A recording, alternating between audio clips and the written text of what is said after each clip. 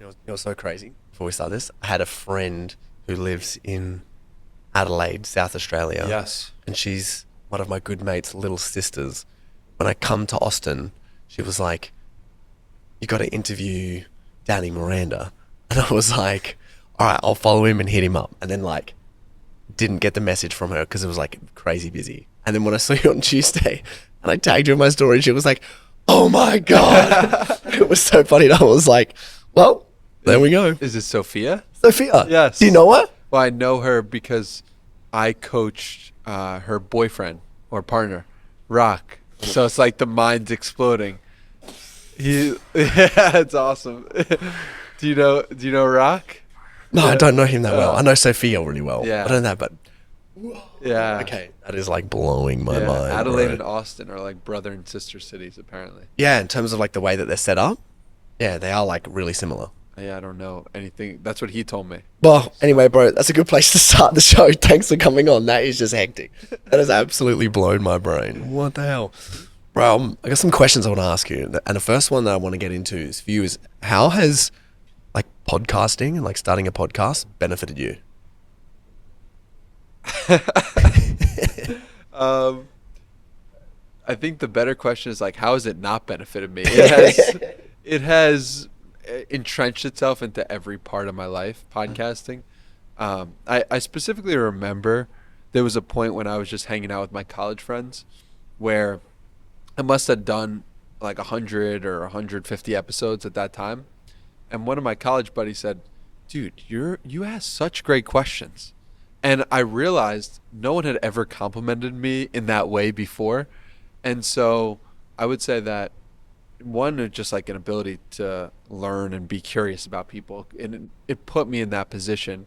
um, Another, just it gave me an excuse to talk to the people I really admired and the people who are living life on their terms. I can now have a way to get an hour of their time.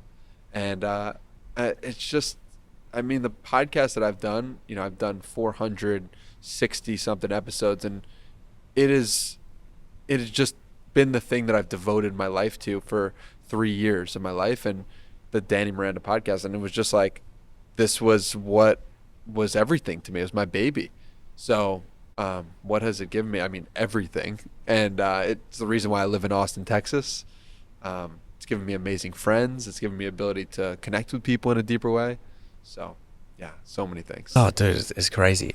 I'm really curious because I know there's people out there that like want to start a podcast or really haven't seen how powerful it can be once you start crossing the threshold of 100 to 200 podcasts, right? Because it opens up this new realm of like, can't remember the statistics of it, something along the lines of however many podcasts. 90% of podcasts stop after episode 7, and then 90% of those stop after episode 20. Whoa! And what happens is you don't get the benefits of the compounding nature, where one guest can introduce you to another guest that would blow your mind if you did 300 episodes. But the only reason you would get that opportunity is because you've done 300 in the past.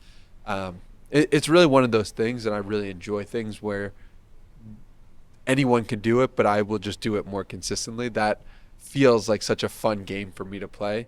And the things that I'm doing now that I'm focusing my time and attention on are not necessarily podcasting, but it's writing and reading and meditating. And it's like, those are simple things that everybody can do. But I'm just going to be in the game of, okay, I just am going to do this consistently. I'm going to do this every day. Yeah. And that brings me a lot of joy to be in that game. Especially for a longer time as well. Like I'm going to do this, if we're speaking in a competitive way, and I know like sometimes the people with competition are like on and off, but it's like, well, the difference between the results that I'm going to get and if someone's going to complain about not getting the results is I'm going to go at it for longer. Yeah. So what for you before you started podcasting? Did you ever hesitate? Did you procrastinate? Did you want to start? Then like, maybe I can, maybe I can't. And then just went in like, No. what made you start, man? I put out on Twitter, at the time it was called Twitter, in 2020. I said, who wants to talk on the phone? This is peak COVID, June of 2020. And I got such amazing replies from people all over the world. And people were just so excited to talk because it was a time when people felt most disconnected. And I had such great conversations that I was lit up by it, and I was like, I want to press record on these conversations. This is so much fun. I love talking to people. I love learning from people. I love asking questions. I love all the insights. So, yeah, man, it wasn't something I procrastinated. It was something that was like a clear download of, yes, do this, go, go, go. And so I had the idea probably in June or July of 2020, and then by September 23rd, 2020, I launched it. And it just, within 30 days, I had recorded 20 episodes, and I loved it, and people were loving it who were guests. And people, some people commented, and I had an audience of about 5,000 people on Twitter at the time. People were like, this is good. I really like this. Keep doing this. And it was just this feeling of, I appreciate doing this. People appreciate me doing this. I'm going to keep doing it. Oh, so man. that was the origins of it. Yeah, I think that's really important. Thing that I took away from that is like you listen to your intuition. Yeah. So like if people are saying are hesitating or procrastinating, I'm like, well, maybe they are procrastinating or hesitating because they're not listening to their intuition enough. Yeah. They listen to what their body is saying, which is what something I was listening to you talk about when you're doing like daily 60-minute meditations. Yeah. And you're like, yeah, I feel so aligned and focused because I'm allowing so much room. Yeah. I mean, it's so true. When I didn't realize that at the time, but before podcasting, I was doing something called drop shipping. And I was, every day when drop shipping, I would have to create ads. Are you still doing that, by the way? No, I'm not still doing that. And when I was going to create ads, I would be listening and watching podcasts and being like, wow, I wish I could do something like that. But I don't even know if I'm being completely 100% honest with myself. I don't think I was saying like, I wish I could do this. I think I was saying like, this is just a fun thing to do, and I'm procrastinating by not doing, like I'm procrastinating what I actually want to do. And so this is bad that I'm watching podcasts. I actually should be doing my real work. And it's so interesting how the thing that I'm procrastinating on is the thing that was actually aligned with what I should have been doing. So I think that's an important thing to pay attention to, is like, what do you do when you procrastinate? Because that might be what your true potential actually lies in, and what doing it will actually give you the most juice. Yeah. That's because like you love it. Yeah, and it's because you would do it if you weren't being paid to do it. It's because you do it because it's for the fun of it, right? And I found that out a year after by just stumbling upon and listening to what I actually enjoy doing. Oh, it's amazing. And one thing that I really respect about podcasters is anyone who's done like anything over 100 or 200 episodes. Yeah. Is I'm like, especially if you've done interview podcasts or you've researched before doing a solo podcast. Yeah. Because like this person is basically like full-time studying. Yeah. Almost at uni. Like they're learning from, like amazing people. They're getting the downloads. It's like, why would you go and ask something from, or like Google something when you can talk to someone who's talked to like, hundreds of different people and distilled everything that they know into like something small. Like, how has that helped you in your coaching? Yeah, I mean, I wouldn't say that it has been directly related to coaching, but I would say that just getting to learn from people in the way of learning about them before.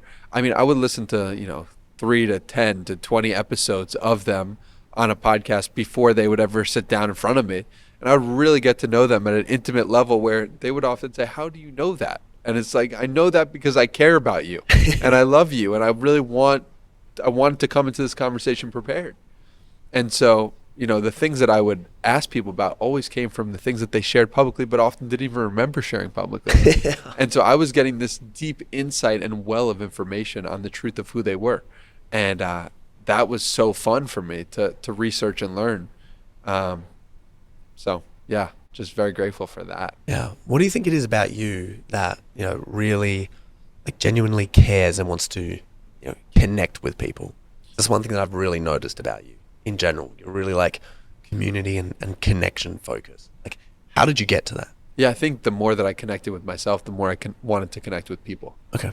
So what you're seeing externally is a deep, deep internal connection of, okay, what does Danny actually care about? What are Danny's strengths? What are his weaknesses? Why does he do the things that he does? And like, I've spent a lot of time with myself, in meditation. I've done over 200 hours in the last year, right? So it's like a lot of time just being with what is arising naturally in my consciousness when I have no choice. That deep connection with myself makes me want to give that to other people, and makes me want to be with other people, and makes me want to ask questions to them and learn from them, and be like, if I didn't have that deep connection to myself, I don't believe I would want to connect to others. Because my opinion is that we can only connect with others to the extent that we've connected with ourselves. So, yeah, I think that comes from the meditation. That comes from learning about myself. That comes from the work of going inside over and over and over again. So what have you learned about yourself? Like 2024, some of the big moments. Yeah. Well, life is always shaping you, and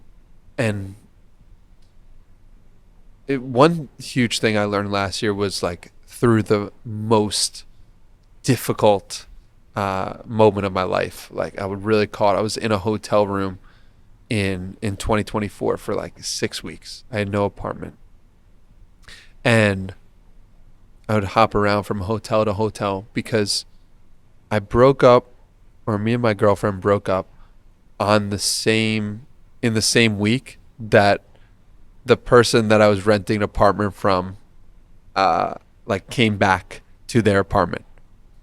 And I was left without a girlfriend who I loved deeply, and without an apartment. And I was just in this position for 6 weeks of really being so upset with my current situation and not understanding really why it happened or how it happened. And I really learned that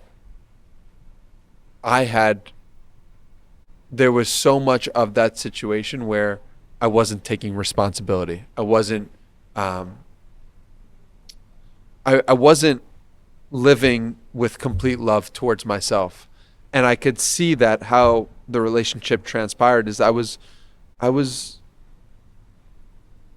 not doing the things for myself towards the end of it that were in alignment with the person that I wanted to be. And it was, those are rough lessons, rough trying to understand, why do I feel so bad right now? It's like, because part of myself betrayed myself.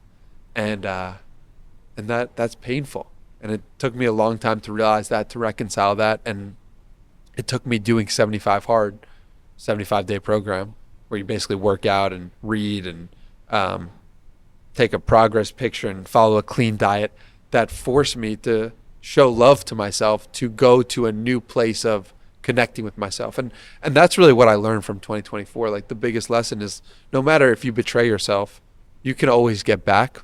It might be really, really painful, but you can start right now. You could start today, and it's got to start small. Like for me, it was, okay, I'm just going to meditate every day, which I did even while being in that position. Then it was, okay, I'm going to show people my current state. I'm going to record videos about it and post a daily video every day. And I did that for 10, 11 days. And then I was like, I don't want to feel like shit on camera every day for 100 days in a row.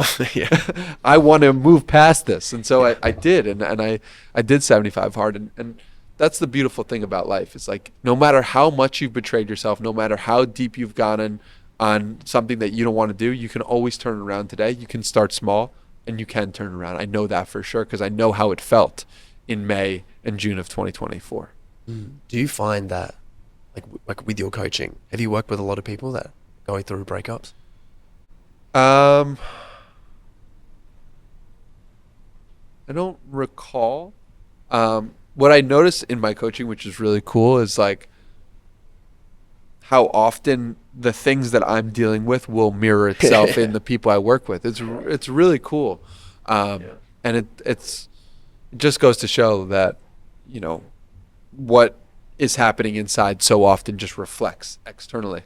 I've definitely spoke to a bunch of people about breakups. I don't remember any specific case of working with anyone about a breakup, but it will be cool too in the future, I'm sure. Yeah, because I just find in general, like breakups are such huge catalysts for growth. Yeah. And I went through one, it was like 3 months ago now, 4 months ago. Yeah. Okay, halfway through October. And at the end of October. And this time, because this is like my 4th or 5th big breakup that I've had.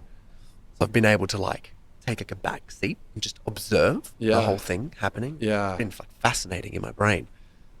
And I've been doing a lot of research on breakups, but I've been like, there's still not enough like resources on this thing, which is so catastrophic Yeah. for like the nervous system. Also, I'm like, why can't we have sick days? Like when people have breakups, we expect people to work. Yeah. But they have this huge trauma just Yeah. like going through their mind. Yeah. Like blows my brain. I definitely felt that. I felt this sense of like that was a death.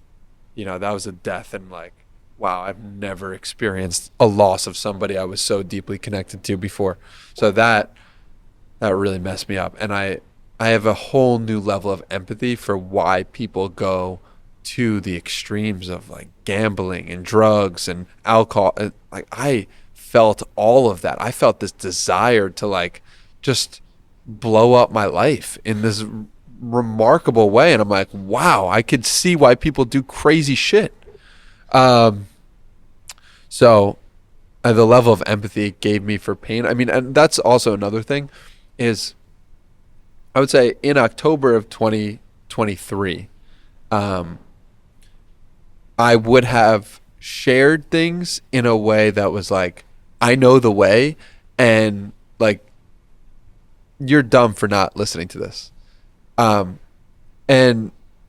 in October 2024, it was more like, I think I know the way, and here's some questions that maybe help. And if you don't want to change your behavior, I totally get it. Yeah. Yeah. So it was a lot more humility, and the breakup gave me a lot more humility in just understanding people and understanding why people don't make decisions that are in their best interest because they're going to be painful. Like I really the empathy just went to a whole different level after that situation.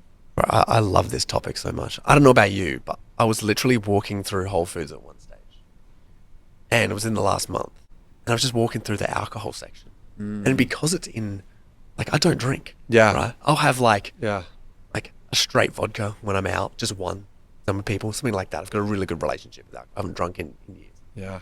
And I was walking past the alcohol section, and because it's in the breakup, my mind's like, should I just buy a bottle of alcohol and just down the whole thing? Right. Like, should I just Right. buy? And I'm like, whoa, Right. where did that thought come from? Right. Like this is crazy. I'd never think of this any other time. Right. Have you ever had did you have any experience like that when you were in the breakdown? Oh, for sure. I mean, it was if I wasn't on 75 hard, it was like, I would go to a bar right now just to numb this feeling. Like, I don't want to feel this pain. Like, get out of here. Like, I'll do anything to not feel this pain.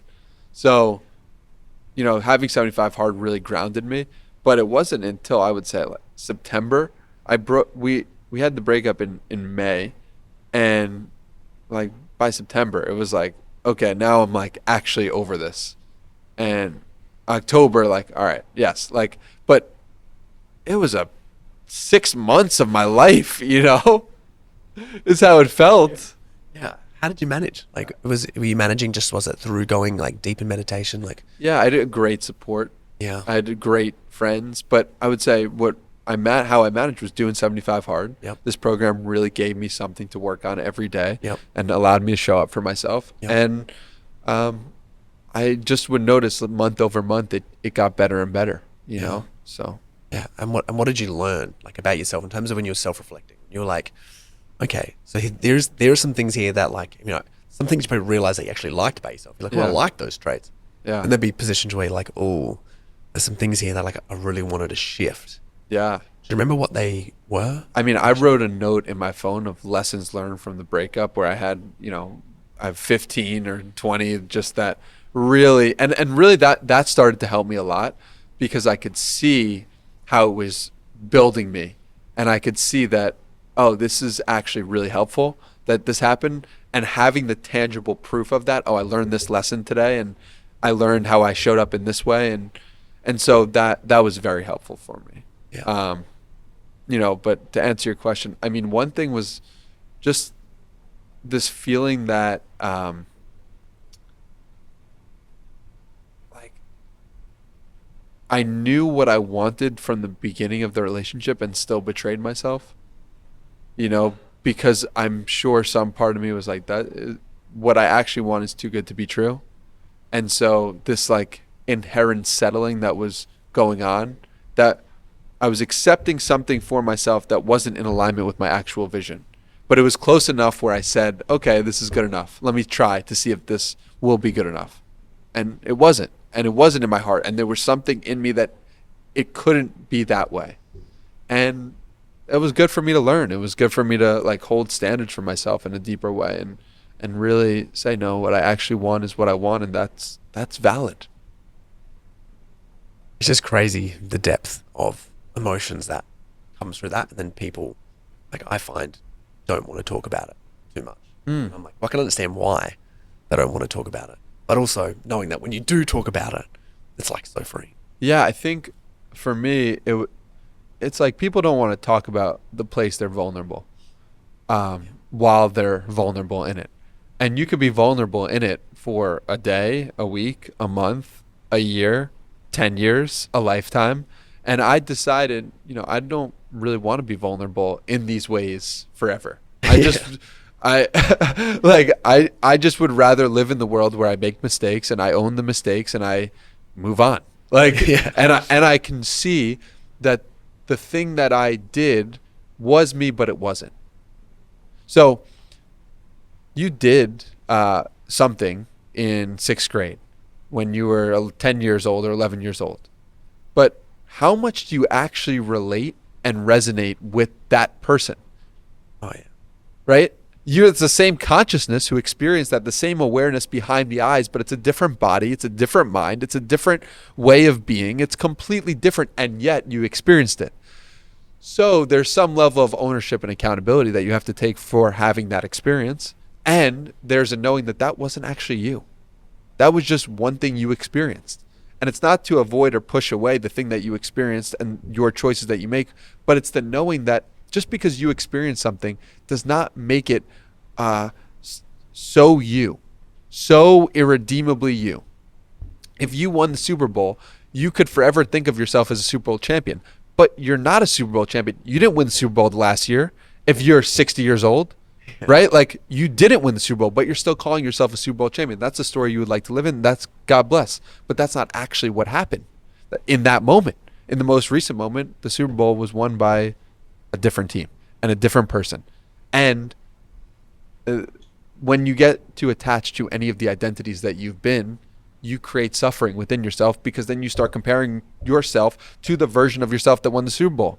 Or you start comparing yourself to the version of you who had your worst moment and live in that. And the truth is, you are neither. You are somebody who experienced that.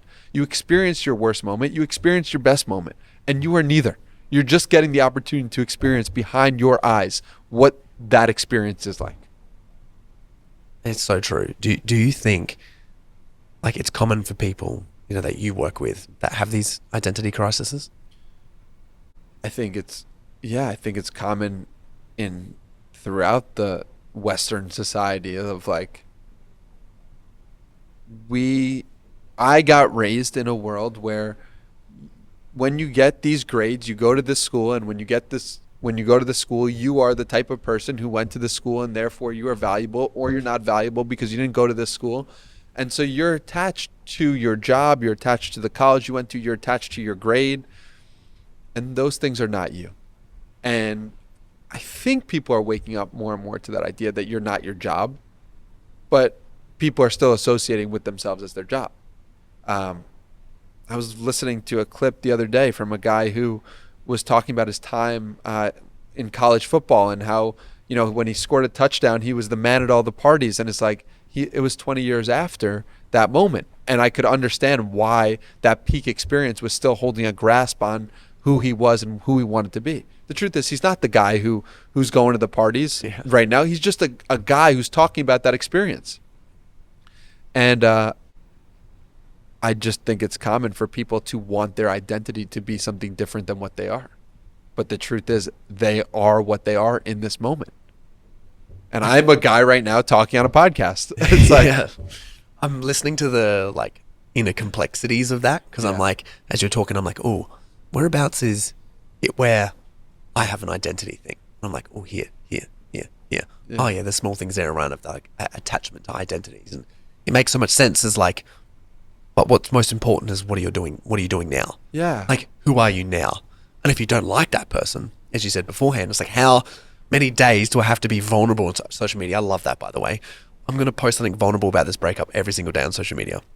How many days do I have to do this before I'm over posting vulnerable shit on social media? Right. Same thing. It's like, how many days do you want to, like, how many days do you have to be like just in pain for who you are, of this attachment to this identity that you don't really resonate with every single day? Yes. Until you're like, I want to change this shit. Yes. I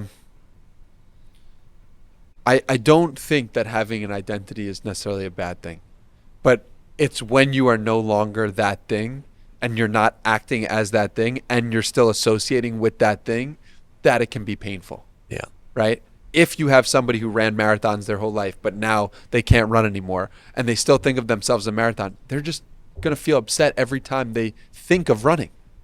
But it's like, now you're walking. Like, so I guess what I'm pointing to is identity is not bad. Yeah. Inherently, it's just something that can be useful actually to build you into the person that you want to be in any season of your life. Yeah. But when you are no longer that thing, it's okay to let it go. Yeah. And you can choose who you identify yourself as. Yeah. Because you can choose yourself as someone as in the future of like, oh, I can identify myself as this person unconsciously, and it's someone that you don't like.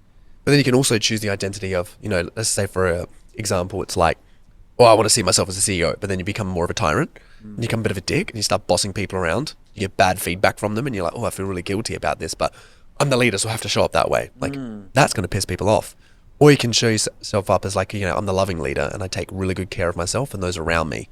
And then and you're like, you may not be in that position yet, but the more you adopt that, it's like sooner or later that's going to come. Yeah. That makes a lot of sense. I mean, what identities do you find that you struggle to detach yourself from the most, that you feel would be beneficial to detach yourself from? Yeah, that's a good question. There'd be a few.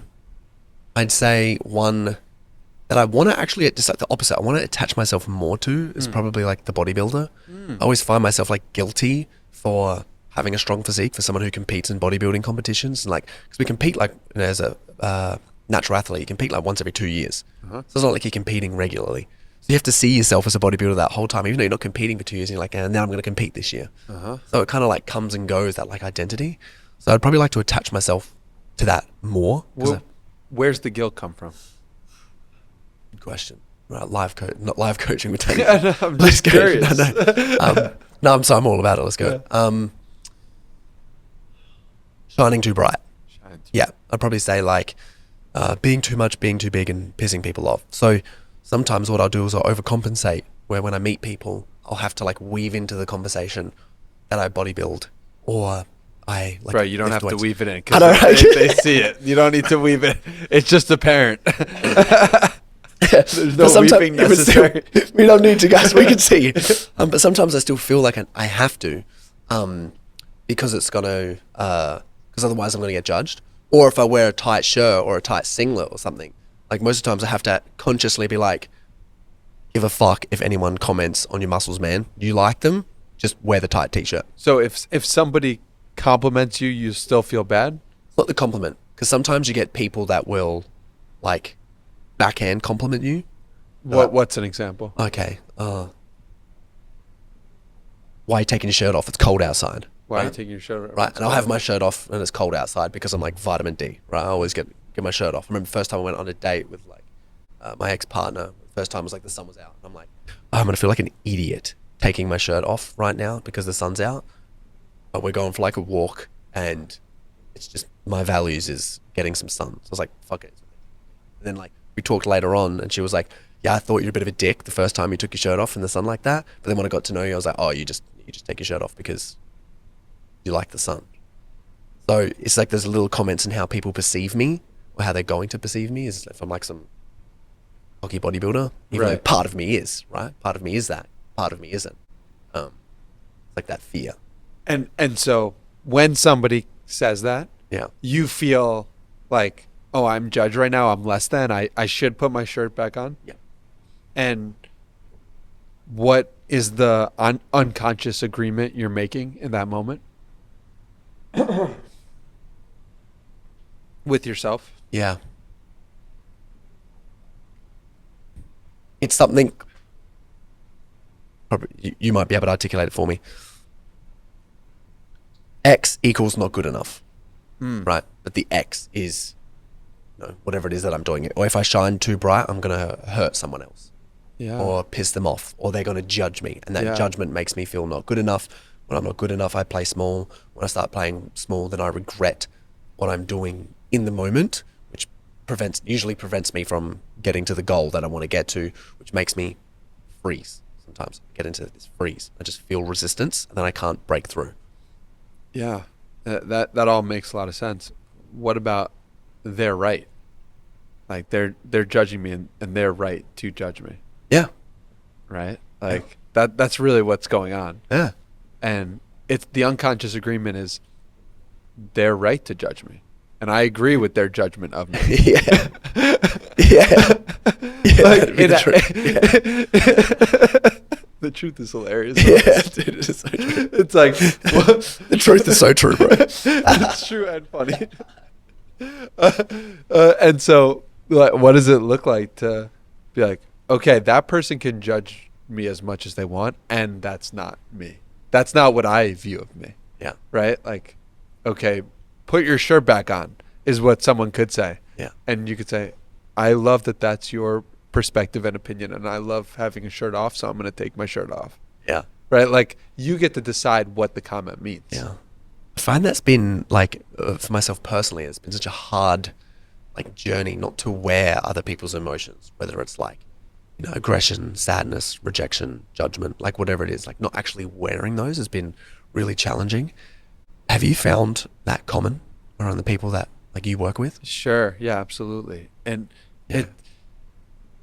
it's so sad that we feel we have to be in the energetic state of the people around us. And I think it's the most natural thing for us to do. Everyone's sad, I'm going to be sad. Everyone happy, I'm going to be happy. I feel weird not being different. But then people also feel weird being too similar. So it's like, bro, you don't have to put on anyone else's emotions. And if you're too similar, you're going to be upset. If you're too different, you're going to be upset. It's like, why don't you just be yourself fully? It's crazy. I love that you asked that question. But I've come to conclusion over like the past couple of years. It's like, it might be different for people, maybe Gen Zs, I don't know. But I'm like, it's actually challenging to be yourself. Yeah. I was listening to Theo Von on one of his like comedy skits. Yeah. It's just on Spotify, one of his early ones. And he was on this skit where he was talking about having a date with a woman. And he's like, there's 3 ways that you can get women. 1, you got to have the money, man. Like the money gets the chicks. And if you haven't got money, the second thing you got to have is you got to have the stuff. You got to have drugs. He's like, you got to have cocaine, essentially. He's like, you get these, he was talking about being in LA and he's like, I call them, it's like blowcane girls because they come around like blue, like come around like after like drugs or whatever. And then he's like, and he was talking about some experience of that. And then the third one is like, or you got to be yourself. Fuck that. He's like, who wants to be themselves? And it was really funny listening to that because I went to Comedy Mothership at Joe Rogan's like the other night for a stand-up open mic night. And what I noticed, man, was most of the comedians were all downing themselves. Yeah. The second they couldn't get a laugh, they just paid themselves out. Yeah. And they just talked about how they couldn't get pussy, how they were drunk driving, or, some shit like that. Yeah. Which, honestly, like some of the jokes were hilarious, the ones that weren't about that. Yeah. But those ones just made me like upset, man. I was like, oh, why do you have to down yourself? It's wild to realize that when people don't get the desired outcome that they want, their first inclination is to put themselves down. Oh, man. Straight away. Sad. And it speaks to what happened when they were growing up that they've just internalized and made true. One story that I've told before that I absolutely love is from Sarah Blakely's parents. Sarah Blakely's the founder of Spanx, billion-dollar company, absolute beast of a woman in all the best ways. And she said that when she was growing up, her dad, every night at dinner, made her say one thing that she failed at that day. And if she didn't have one thing that she failed at, he would be upset. So she got rewarded for having things that she failed at. It's like brilliant, right? You see the brilliance of that. Oh, that's so genius. Right, so you fail and you get positive reinforcement. That completely changes your relationship with failure. So now you're not beating yourself up. You're saying, "Of course I failed. This is amazing. Let's go. I tried something and I didn't get the result I want. It's all good. Life is going to keep going, and now this shows that I'm one step closer to the actual thing that I want." It's crazy because the way like I was brought up reflecting on that is the complete opposite. Yeah. Anytime you fuck up or do something wrong, it was like, Yeah. like, we're coming for you. How dare you? So I'm like, that just like makes so much sense. And it's so cool to witness in my own like family with this perspective. And I remember my dad forgot his wallet at a restaurant we were at, and he's like, "I'm such a fucking idiot for losing my wallet," and I never would have even noticed that, but I could see all of the times in my life where that was the self-talk with him for himself for doing something wrong. Now, what if the self-talk is, I lost this, and what divine moment is going to occur because I lost this? I'll never forget, October 2023 or 2024. I forget which one it was. October 2023. I lost my watch, and I hadn't lost my watch ever. So I was like, I lost my watch. This is amazing. I wonder what this is going to lead to. And I'm searching around my apartment knowing that like I lost my watch for a specific reason that I don't yet know. I find the watch, I go on a run, and I bump into Lex Friedman. And he's walking and I'm running, so I stop and I have a great conversation with him. And I'm like, wow, how cool is this? That I got this opportunity that I wouldn't have got if I didn't lose my watch. And that's the point of life, is when you start seeing how when you mess up, it is actually for your highest good. That's when life starts to get really fun, because you cannot mess up. Dude, that is crazy. Have you had any other divine moments like that? Because that Every day. I mean, specifically like that, where, what I've started to realize is that when you mess up, it's not actually messing up. And it's important for you to see the ways you've messed up and see that they're not actually messed up at all. Like, they're actually exactly how it was supposed to go. None come to my mind initially in that vein, but it would be cool to look. I have in my phone hundreds of moments like this. And that's what's so cool about writing them down. I was saying, you do write them down. Yeah. Every time you have a moment, you're like, oh, notes section. Yes. I'm going to write that down. Yes. Like, Good stories, man. Like, oh, the best. yeah. Yesterday, I'm walking into a restaurant. I'm saying to myself, the book that I'm writing is going to sell over 100,000 copies. No, it's going to sell over 1 million copies, is what I was feeling deeply when I walked into this restaurant. I sit down, have a meal, and as I get out from the meal and I look directly next to me, and the guy sitting next to me is talking to someone, and says, "This guy found me through this book that I wrote." And I look at him in the eyes, like, I know that guy. And I don't know where exactly I know him. It clicked who it was for me, and I'll withhold his name. And I look him up after, and I'm like, this guy sold his first book, and 2 million people read his book. And I was like, that's how close the thing that I was envisioning in my head. This morning, I log on to LinkedIn, and a publisher has viewed my profile. His publisher viewed my profile. So I say all this to say that I'm writing the book on divine moments because these moments are so important. And because recognizing them and spreading them and really seeing the divinity in them has been so impactful for me. And I bring all that up to say, like, we started this conversation just now talking about your self-talk when things go wrong. Your self-talk when things go right can also be like, oh no, this can't possibly happen to me. I don't deserve this. This isn't right for me. I got to play small. I got I can't shine brightly. I can't tell this story immediately after it happening. This is too good to be true. Or it can be, I am somebody who brings in divine moments to my life, and it doesn't stop because I don't stop. And I'm always in the flow of love, abundance, energy coming to my way, things connecting, God, truth, joy. Those are the things that are flow with me. Wherever I go, there they are. That's my perspective when good things happen to me. Therefore, more good things happen to me. So just wanted to share that, to give the other side of when things go right. It's so true. And it's just, as you were speaking, there's two things that come up. I was thinking, one was like, how can you lose if your mind is thinking like that all the time? Like if that's your base state of your mind and that's in it, like nothing's a problem. Any little fear as well. I really like the quote Marcus Aurelius.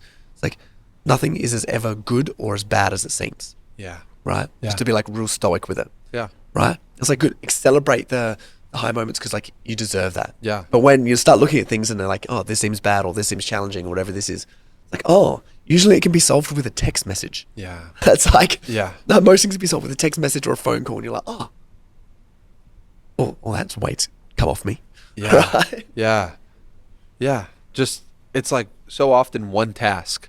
We bring up this big story and we have a big story about one task that needs to be done that we really don't want to do because it reminds us of something we were trying to avoid as a child. Yeah. That's all. Resistance. Yeah. Yeah. Well, I always find out for me, it is like some sort of resistance that is there. Do you know, the other thing that I want to mention was, do you know Carl Jung? Have you read any of his stuff?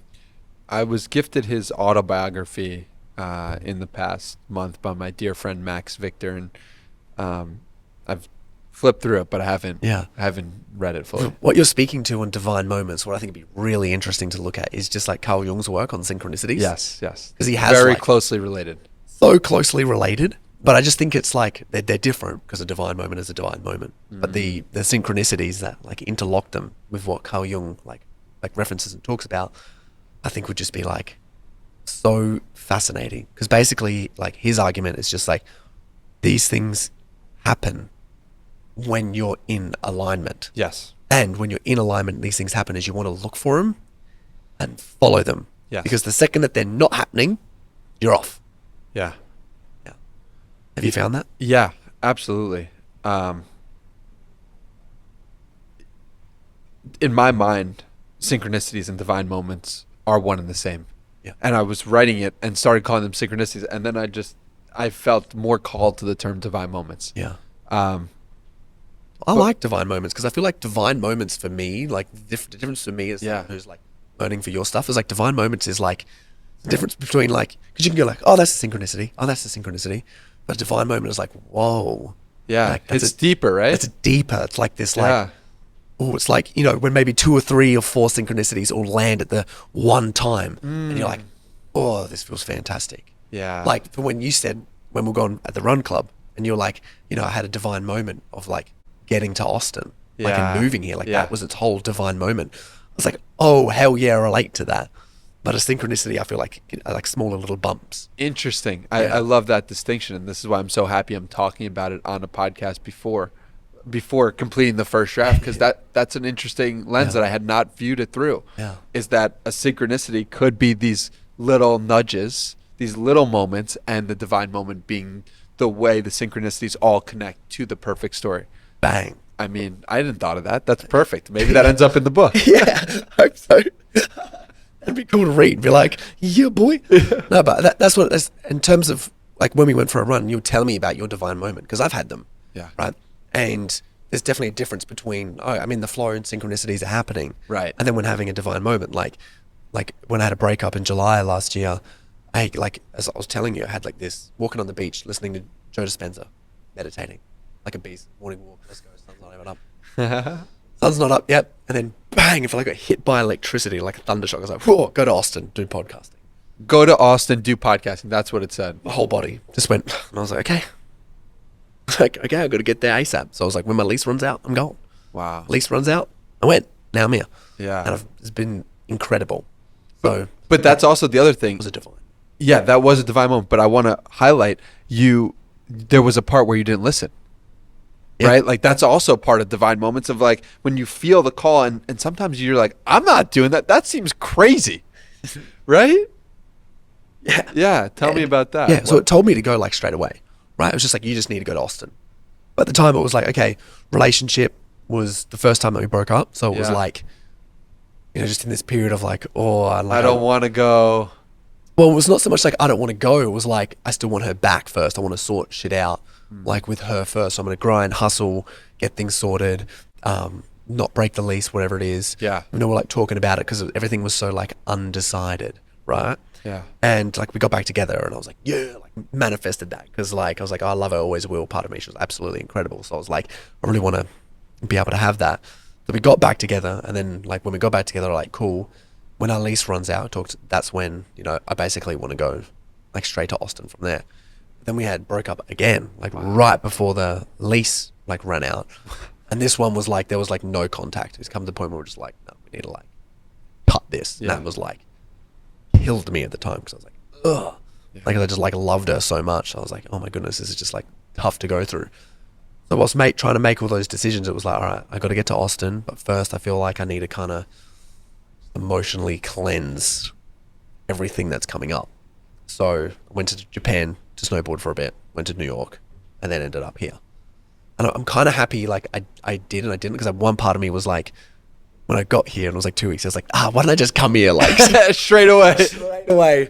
But then another part of me was like, you needed to not be in the state you were while you were in Austin, because then like I think I would have had a different relationship being here, of being like, oof, I'm making a lot of connections with pain whilst I'm here. Interesting. So that was just a thought that I had. I don't know if it's like true or not. Yeah. But once I got here, I was just like, oh, This feels right. this feels right. And it's been a lot of synchronicities have been happening. Yeah. No surprise. I mean, I think that's what's so cool about just getting the call in the way that you did, is there's always another moment. Yeah. Right? There's always another opportunity. And yeah, you might go through more pain because you don't listen to it the first time, but you always get another chance. Yeah. And that's kind of what I started talking about, of like, it's okay to betray yourself. Like in that moment, in some small way, you betrayed yourself by not coming when you were told to come here. Definitely. And you still had another chance. Yeah. And that's the beautiful part about life. Oh, it's crazy. Yeah. In terms of like, intuition of like, if I was to fully honor my highest authenticity, Yeah. I would have packed everything up, broke the lease, and gone like the next week. Like that's kind of what in here was saying. Yeah. Like, I didn't want to listen to it because it was so loud and it was like so big. And I was like, oh, that's like, Get out of here with that. yeah. Like, I don't want to hear that right now. I got stuff to do here. Yeah, literally. Yeah. And that's why I believe I have such admiration for people who deeply listen to their intuition above everything. Because just that story points out, it is so difficult. And that's why I try to be as clear of a vessel when I meditate, because if I didn't meditate, there's no world in which I am getting those downloads, that insight, that clarity, that understanding. There's no way I can follow my truth if I don't listen to myself. And so to follow that intuition is one thing. To listen to it is an entire, like, to carve out the time and space to just be with yourself, to hear whatever is supposed to come through. Choose your next thought. You cannot choose your next thought. If something is coming through you right now when you close your eyes that tells you what you're supposed to be doing, do you realize how crazy that is? Yeah. Like you could just sit in a room for 20 minutes or an hour and things will come through you that will tell you what to do. Yeah. Do you realize how insane that is? It's crazy. So when you carve out space for that, that is incredible, like you did. And then to listen to the things that you're being told that seem contradictory to how you're living, oh man, get out of here with that. I don't want to listen to that sometimes. I get it. Yeah. I fully get it. Yeah, it's scary, man. Like there was like multiple times. I don't know about you, but even there was like parts where my body was just like yelling at me during the relationship. Yeah. Where it was like, oh, for your journey, Corey, you've never broken up with anyone, so you have to do break up Right. here, like Right. with a really intimate partner, someone you've been with for a long time, haven't like ended a breakup like that. Yeah. It was like, oof, and I was like, I don't want to listen to that. Yeah. I don't want to listen. Yeah. To that. Yeah. Because that's going to be really uncomfortable. So let's let that thought go. Yes. But I feel like sometimes thoughts will come up a few times and like trying to tell if it's legit or not, if it's intuition or not, it's hard to discern. Yeah. And for me, I'm like, if it comes up like so regularly, Yeah. like all the time, where it's not just a little bit, it's like all the time. Yeah. Like that has to, have some attention paid to it. Yeah. I mean, I remember during my last relationship, like towards the end of it, every time I meditated, it was like, you have to break up with this woman. Oh, And I was like, I don't want to do that. Get out of here. And it would come up so strongly that I remember there was one time or twice that I can recall where before I start podcasts, I meditate and I could not do the podcast because I had this come up. With the guests. I have the guests in the studio and I'm meditating. I'm like, I can't do this podcast right now. And it happened more than once. And so that's how strongly I want myself to reject the thing that I know to be true. could you imagine that? Just be like, hey, you know what? No. You can't. That's Not the thing. today. Well, that's why people drink. That's why you could ignore that so long by drinking, by like going into whatever coping mechanism you want to choose. And I understand why people would, because it's hard, it's difficult, it doesn't make sense sometimes, even if it's in your highest good. Oh my God. I couldn't agree more. How do you think this applies to business? I think people have intuition around certain moves in business that are really uncomfortable, that don't make any sense. What do you mean I'm supposed to make all my money from this new app that I haven't even tried once? And it's like, that doesn't even make sense. I mean, I think about Michael Singer's story from the Surrender Experiment. Oh, what a story. Where he goes from building houses, he goes from the middle of the woods, and now all of a sudden he starts building houses, and he's never built a house in his life, and building houses is how he's going to make an income, and he just wants to meditate in the woods, and now he's building houses.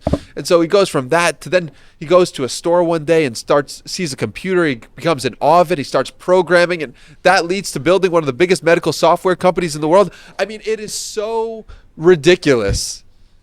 But I think this is something that has been true for me, is that the more that I've listened to it and the more that I've listened to the thing that didn't make sense, the easier it does get. How so? What do you mean by that? Well, it's easier for Michael Singer, for example, to start coding, and he loves to code and he loves computers, than it was for him to start building houses. Because he had years in between. He saw what building houses did. He saw how life showed him the best possible path. I would say for me, I moved to Austin. I moved to Austin because I felt such a calling and a longing towards the city, and then I was shown how life wanted me here as well. And I saw how that I felt in Austin the first week, and how that felt so right and so true, even though it didn't make sense from moving from New York to here. And I could see, looking back, how important that was and how rich that feels to me inside. So because I have that under my belt of this felt right, even though it didn't make sense, and now I understand why, the more stuff like that you have in life, the easier it gets to trust the next time you have this thing that doesn't make sense that you want to do. Because you have the history of, I trusted myself before, it didn't make sense, but now it does. Yeah, that's a tool. That's a legitimate skill. Yeah, Yeah. it is. That you can put under your belt and use. It's under my belt. I use it. Yeah. I use it every day. Yes. Yeah. Do you help a lot of your clients with that? Yeah, trusting our intuition is not something that when we are born and growing up that we are taught to do. And it is probably the most important thing any one of us can do. And by nature of somebody hiring somebody outside of themselves for feedback on their life, it is something that person typically will have a difficult time doing. Yeah. Right? Think about the person who outsources their life coaching or outsources their freedom or outsource, and there's nothing wrong with that, and I respect it. That you feel like, I don't trust myself with my intuition, so I want somebody else to have a different perspective on it. So of course that person is going to need help with trusting themselves deeper. And so I do. That's what I help people with, help them see the truth of who they are. Oh, it's crazy. Well, what do you think that, like, before people come to you, what are like the most common symptoms, Yeah. like currently that you've been experiencing? Yeah, I would say lack of integrity in small ways. Like in ways that you say to yourself, oh, that's no big deal. I have a lack of integrity with telling somebody my sexuality, or I have lack of integrity with telling somebody what type of food I eat, or I have lack of integrity with telling people I don't really want to go to that event, right? When you start betraying yourself in these ways, of course you're going to build a muscle of not trusting yourself. And of course, when you confront that, you're going to confront all the times that you said, I'm going to betray myself. You know, there's a guy that I'm not working with, but is involved in the things that I'm doing, and it's like he was having an alcohol, like his identity was somebody who drank alcohol, and he was known as that in his corporate environment. And he started saying, no, I don't want to drink alcohol. And he's noticed the discomfort that arises from saying no for the first time, or saying no for the first week or month. And so what's so cool is the more times you say no when you actually mean no, is the more you're reinforcing the person that you want to be. And the fascinating part is the amount of times he said yes to the alcohol when he actually didn't want to and betrayed himself is going to be the amount of times that he says no to the alcohol. And why it's so difficult to say no is because he said yes so many times, and he's built up this backlog of yeses where he was out of integrity. And now he's got to build this backlog of no's. And when he completes that, when he evens out the cycle, he'll feel complete, and he'll be able to drink alcohol whenever he wants to with that is in integrity with himself. So that's another tool there. It's like integrity, using no as a tool. Do you have any other tools? Tools. Yeah. I think It's of off the top of your head. tools as ways to listen to yourself. So one of the first things to come to mind is just to sit with yourself, set a timer. Another tool that I've really recently loved and used a lot is something called morning pages. It's when you write 750 words, stream of consciousness, whatever comes to mind. I'm doing 1,000 words a day. So I just sit down at a keyboard. I say January 22nd, I said 9:33 a.m. and I just write whatever comes to mind. And it could be, I don't want to write right now, and I had a great morning, and this is what's happened, and I actually do want to write now. And random shit. Whatever comes to mind. You will have such a deeper, intimate understanding of your own mind after doing this. You'll have much more trust of yourself. If you are in a creative field, which if you're a human, you're probably in a creative field if you're listening to this, you're going to find it easier to tap into your creativity because you're going to trust yourself more. I'm writing this book right now, and when I'm writing my morning pages, I'll often start writing about the book, and I trust myself. I trust what I'm writing because I have trust in myself by putting on the keyboard what is in my mind. Be like, that is right. If what I'm thinking is right. Now imagine a songwriter who had that ability. Imagine the writer who has that ability. Imagine the podcaster who genuinely believes that what they are thinking is the right thing for them to think. That changes everything. Yeah. So Yeah, what a skill. Because Yeah. I can see that, like, you doing that and developing the muscle of that, yeah, is then you'll be able to tap into it. right. So when you are writing your book, right, you come to like, oh, I'm doing some focus work on my book right now. I want to write about, this is the chapter that I'm writing on. This is what I want to write about. Yeah. Cool. What am I going to say? Like, okay, I've got my structure, whatever it is. Yeah, Bang. And then you're just in. correct. Like, There's no like, what am I going to write about now? What's happening? It's just complete trust of self and complete. You don't need to overthink it. Just what is your first thought? Is your first thought right? That's the question so many of us are dealing with on a consistent basis. Is my first thought correct?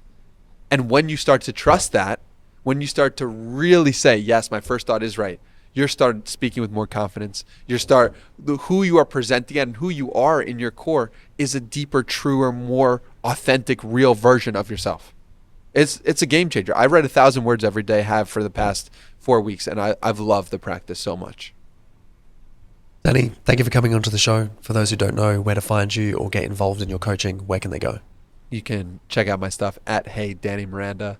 But really, I just want you to, if you can, just see what you can do today to brighten someone's day. Like, give someone a call, send someone some love. Just take out your phone right now. You're probably looking at it.